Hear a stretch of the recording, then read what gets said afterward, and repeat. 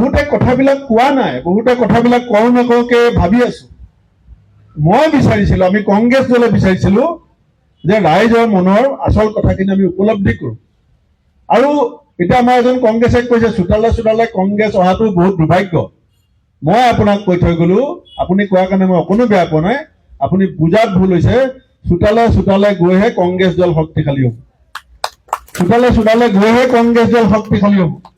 যিটো দলে নিজৰ শিপা হেৰুৱাব, যিমান ডাঙৰ বৰগছ হওক, এতিয়া এই যে ডাঙৰ গছজোপা যে এতিয়া থিয় হৈ আছে বতাহৰ মাজত, তাৰ শক্তি হৈছে তাৰ শিপা। যি গছ মাটিৰ তললৈ যাব, যি গছৰ শিপাই মাটিৰ পৰা ৰস টানি থাকিব পৰা শক্তি থাকিব, সেই গছ বতাহ ধুমুহাৰ মাজতো শক্তিশালীভাৱে জীয়াই থাকিব। আজি এটা সময়ত ক'বলৈ লাজ পালে বেয়া পালে লাভ নাই। চাহ বাগানৰ 80% ভোট কোন দলে পাইছিলে? কোন দলে পাইছিলে? কিয় নাইকিয়া হ'ল কওক? আমি ভাবিলো আমাৰ গ্ৰান্টেড ভোট, এইবিলাক আমাৰ ফিক্সড ডিপজিট, আমি গাঁৱলৈ যাবলৈ বাদ দিলো, ঘৰলৈ যাবলৈ বাদ দিলো, চোতাললৈ যাবলৈ লাজ কৰা হলো। মই ডাঙৰ নেতা, মই যাম, আমাৰ দুলীয়াজন ব্লক কংগ্ৰেছৰ ডাঙৰ পেণ্ডেল দিব লাগিব 12 ফুট ওখ, এনেকুৱা ওপৰত পেণ্ডেল হয়। ৰাইজ মাজত 20 ফুট গেপ ৰাখি পেলাই দূৰৰ পৰা বহিব লাগে। চিকিউৰিটিয়ে আপোনাক ওচৰলৈ আহিবলৈ নিদিয়ে। এতিয়া চিকিউৰিটিও নাই, ৰাইজো নাই। আপুনি কথাটো চিন্তা কৰিব। সেইকাৰণে মই প্ৰদেশ কংগ্ৰেছৰ সভাপতি হিচাপে সমগ্ৰ অসমৰ ৰাইজক এটা বাৰ্তা দিব বিচাৰিছো যে এই দলটোৰ আদৰ্শ নীতি প্ৰতিষ্ঠা কৰাৰ স্বাৰ্থত আমাৰ দলৰ পূৰ্বজসকলে একো কৃপণালি কৰা নাছিলে, কিন্তু মাজতে আমি ভুল বাটে পৰিচালিত হলো। আমাৰ নিজৰ মানুহখিনিৰ লগত আমাৰ সম্পৰ্কটো যিধৰণে ৰাখিব লাগে সেইধৰণে ৰখাত আমি ব্যৰ্থ হলো। আজি এইটো কাৰ ঘৰ? দিলীপ বৰুৱাৰ ঘৰ। কেনেকে ভাবিলে আপুনি যে মই দিলীপ বৰুৱাৰ ঘৰলৈ অহাটো বিড়ম্বনা বুলি? যেতিয়া 83-85 চনত মানুহে কংগ্ৰেছ বুলি ক'বলৈ ভয় খাইছিলে, মানৱেন্দ্ৰ শৰ্মাক গুলীয়া হত্যা কৰা হৈছিলে, লেখন লাহনক গুলীয়া হত্যা কৰা হৈছিলে, তেতিয়া এইখন পতাকা লৈ দিলীপ বৰুৱাই ঘূৰি ফুৰিছিলে ইউথ কংগ্ৰেছ কৰি পেলাই। মই তেওঁৰ ঘৰলৈ আহিবলৈ মই লাজ কৰা মানুহ নহয়। মই এতিয়া ব্লক সভাপতি কাণে কাণে কৈ আছো যে চোতাল যদি কেতিয়াবা ফুল নহয়, মই মানুহৰ ড্ৰয়িং ৰুমত বহিবলৈ গৈ আছো। কিন্তু আমাৰ প্ৰকৃত উদ্দেশ্যটো কি?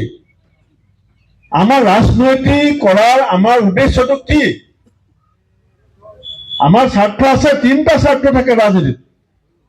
এটা ব্যক্তিগত স্বাৰ্থ যে মই কি পাম, মোৰ কি হ'ব। এটা মোৰ দলৰ স্বাৰ্থ যে মোৰ দলটোৰ কি হ'ব, মোৰ দলটো কেতিয়া ক্ষমতালৈ আহিব। কিন্তু আটাইতকৈ ডাঙৰ স্বাৰ্থটো হৈছে মোৰ সমাজখনৰ স্বাৰ্থ, মোৰ অঞ্চলটোৰ স্বাৰ্থ, মোৰ মানুহখিনিৰ স্বাৰ্থ। আৰু মোৰ মানুহখিনিৰ যদি স্বাৰ্থক বিজেপিয়ে পূৰণ কৰিব পাৰিছে, থাকক বিজেপি যিমান দিন থাকে। আৰু সেইখিনি কথা মই মানুহখিনিৰ পৰা মোৰ নিজৰ কাণেৰে শুনিব বিচাৰিছো, মই চকুৰে চাব বিচাৰিছো যে মোৰ সমাজখনে কওক যে মানুহখিনিৰ ক্ষেত্ৰত বিজেপিয়ে কি কৰিছে। আজিতো ক'লে, আজি 10জনে মাইক্ৰফোন পাইছে, গোটেইকেইজনক দিলে গোটেইকেইজনে ক'ব। কি ক'লে এতিয়া সমাজত যে 6 জনগোষ্ঠী জনজাতিকৰণ কেতিয়া হ'ব? চকুৰ চিকিৎসাৰ কাৰণে নেপাল কিয় যাব লাগে? স্কুলত শিক্ষকৰ নিযুক্তি কিয় নহ'ব? চাহ শ্ৰমিকৰ মজুৰি বৃদ্ধি কিয় নহ'ব?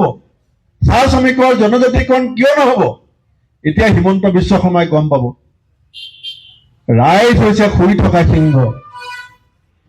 বন্ধুসকল, এই কথা মই উপলব্ধি কৰোঁ মৰ্মে মৰ্মে যে অসমৰ মানুহ শুই থকা সিংহ, আৰু সিংহক যোগাবৰ কাৰণে চোতাললৈ আহিছো।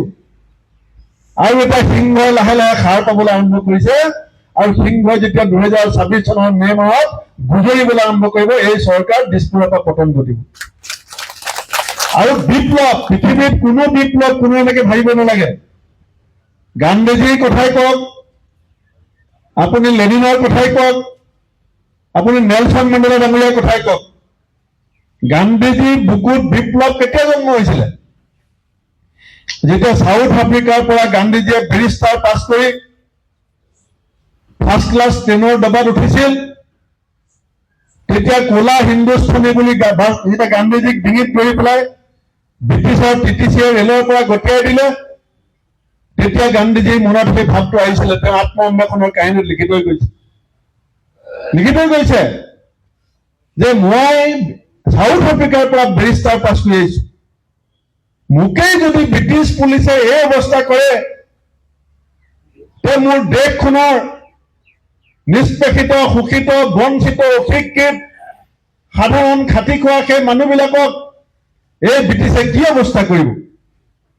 গতিকে মই যেতিয়া বেৰিষ্টাৰ পাছ কৰি চাউথ আফ্ৰিকাৰ পৰা অহাৰ পাছত ৰেলৰ ডবাৰ পৰা মোক পঠিয়াই দিছে, তে মোৰ সাধাৰণ দেশৰ নিৰক্ষৰ, নিষ্পেষিত, বঞ্চিত, শোষিত মানুহখিনিক ৰাজনৈতিকভাৱে, সামাজিকভাৱে, অৰ্থনৈতিকভাৱে, শৈক্ষিকভাৱে এওঁলোকৰ স্বাভিমান আৰু অধিকাৰ সাব্যস্ত কৰিবৰ কাৰণে মই চুট টাই পিন্ধি পেলাই বেৰিষ্টাৰ কৰিলে নহব।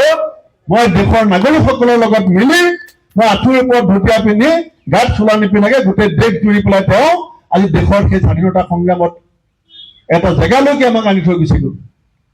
কিন্তু বন্ধুসকল, সেই যুদ্ধখন শেষ হ'ল জানো? আজি আমি যুঁজি আছো হিন্দু মুছলিমৰ মাজত। আজি আমি এখন ভাল চিকিৎসালয়, এতিয়া এইমছ আছে বুলি কয়, মই কোৱা নাই। সাংবাদিক বন্ধুসকলে জানে, পেপাৰে, টিভিয়ে সদায় লিখি আছে গুৱাহাটী এইমছত 800 চাকৰি খালী হৈ পৰি আছে।